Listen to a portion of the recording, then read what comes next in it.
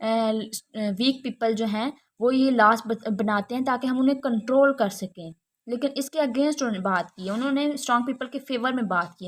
उन्होंने कहा कि अगर वीक पीपल ऐसा करते हैं ना तो फिर स्ट्रॉन्ग पीपल को क्या करना चाहिए। It is the right to strong people, ये उनका राइट है कि वो चैलेंज करें दीज लॉज ऑफ स्टेट को। तो फिर उनका राइट बन जाता है कि वो अपनी स्ट्रॉन्गनेस के अगेंस्ट जो जो भी उनको रुकावटें आ रही हैं ना स्टेट की तरफ से, उनको वो जो है ना उनको डिफेंड करें, उनको जो चैलेंज करें, डिफे करें।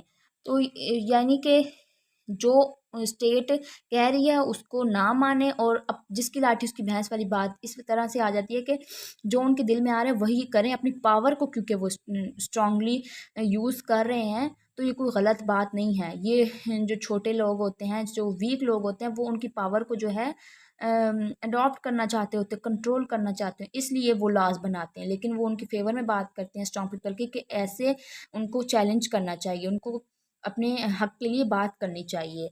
यानी फिर अगर जिसका जो दिल चाहेगा वो अपनी पावर को यूज़ करता हुआ करता रहे, इस फेवर में उन्होंने बात की थी। ये सारे हो गए हमारी आउटलाइन। कॉन्टेक्स्ट भी, सॉफिस्ट भी, पॉपुलर सब्जेक्ट्स भी, टीचर्स ऑफ वर्चू भी, man is the measure of all things भी, वर्चू इज प्लेजर भी। और नेक्स्ट हम लोग बात कर लेते हैं क्रेडिट्स। इन लोग को सॉफिस्ट को क्या क्या क्रेडिट्स मिले हैं। इन्होंने कोई अच्छे काम भी कर लिया, चलो उनको हम क्रेडिट्स दे देते हैं। क्या क्रेडिट देते हैं हम इनको? फोकस्ड अपॉन इंडिविजुअल, इन्होंने इंडिविजुअलिज्म पे बात की।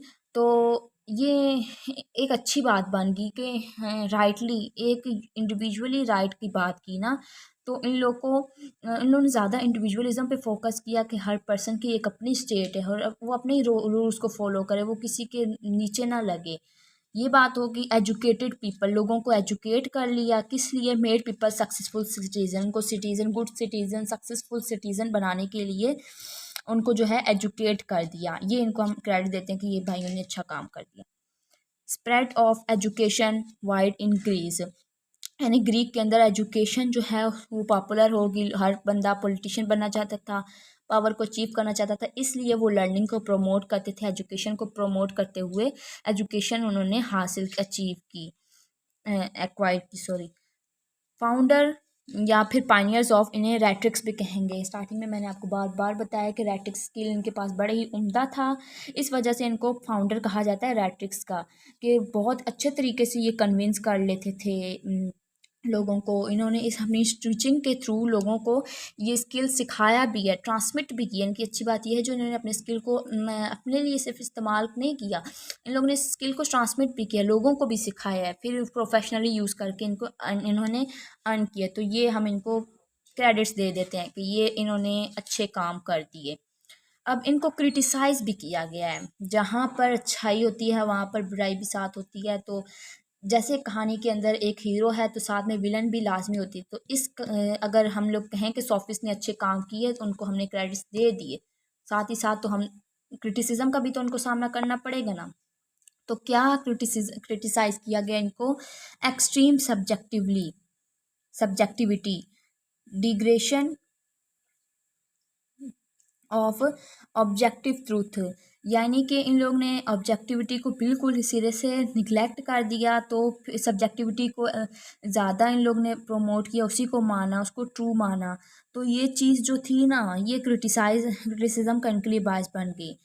कि अब देखें कि एक person at a same time, यहाँ पे देखें ना, subject impression very then how can both impressions be true at the same time. ठीक हो गया। यहाँ पे ये बात आती है कि किस तरह से eight the same time impressions जो हैं वो पर्सन के वो सेम हो सकते हैं एक चीज़ के बारे में।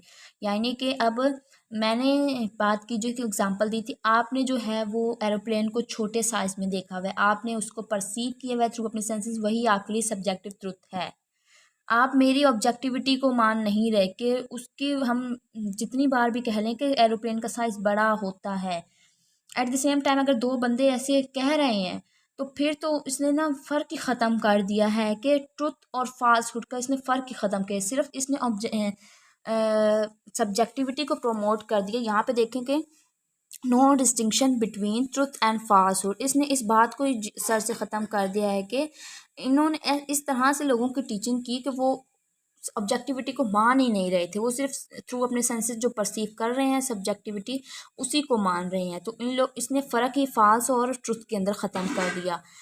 अगेंस्ट सोशल एंड पॉलिटिकल यानी माइट एंड राइट वाला कंसेप्ट आ गया कि जिसकी लाठी उसकी भैंस वाला, कि सोसाइटी के तो अगेंस्ट होगी ना ये बात, और पॉलिटिक्स के भी, कि जिसका जो जी चाह रहा है बंदा वो करता जाए। इस तरह से उन्हें कानून हाथ में ले लेने वाली बात, इस तरह से इंडिविजुअलिज्म तो गलत बात हो गई थी। ये कुछ काम अच्छे किए, इस वजह से उनको क्रिटिसिज्म का भी सामना करना पड़ा। होपफुली आप लोग को सोफिस्ट की अच्छी तरीके से समझ आ गई होगी। ये आउटलाइन थी, नोट कर सकते हैं इसे आप। तो इस वीडियो के लिए इतना ही, और सोफिस्ट जो थे मैंने सारे कवर कर दिए हैं इसी वीडियो के अंदर। नेक्स्ट जो है हम अपनी वीडियो के अंदर सोक्रेटिस की बात करेंगे, जहाँ से हमने ये मतलब कि प्री सोक्रेटिक पीरियड सारा कवर कर लिया अच्छी तरह से। जो लेक्चर्स ले रह गए हैं वो भी मैं इंशाल्लाह जल्दी कवर करके अपलोड कर दूँगी। आज की वीडियो के लिए इतना ही। अल्लाह हाफिज़।